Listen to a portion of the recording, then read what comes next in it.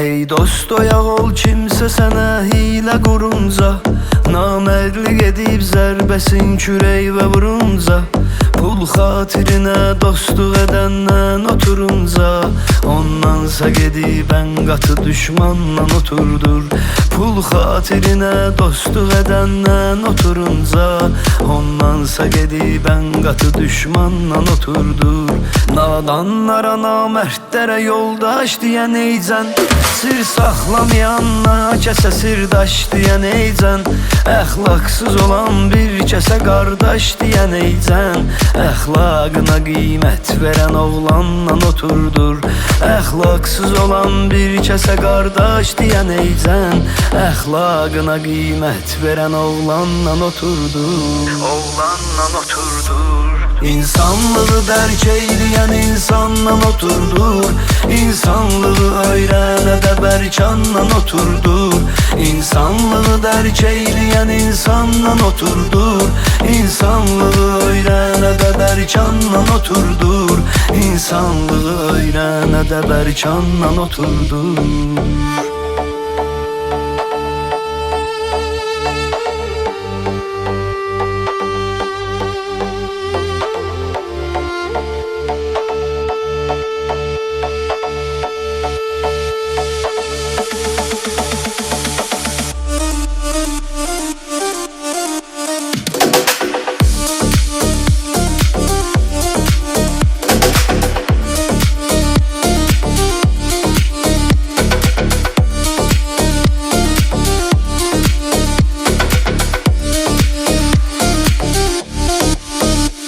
Hər kim səni saymış onu mütləqdi say insan, saymazlıq edərsən deyərlər üzvəzay insan.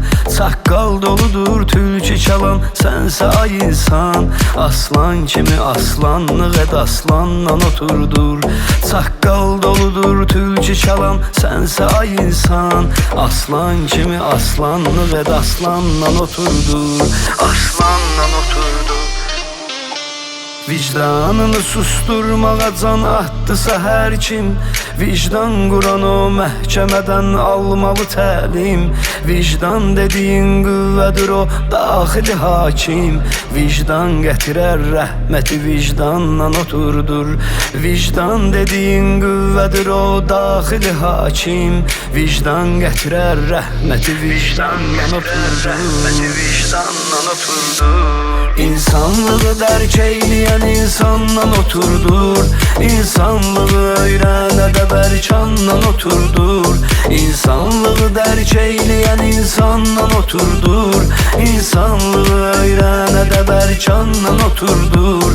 İnsanlığı öyrənə də bərkanla oturdur.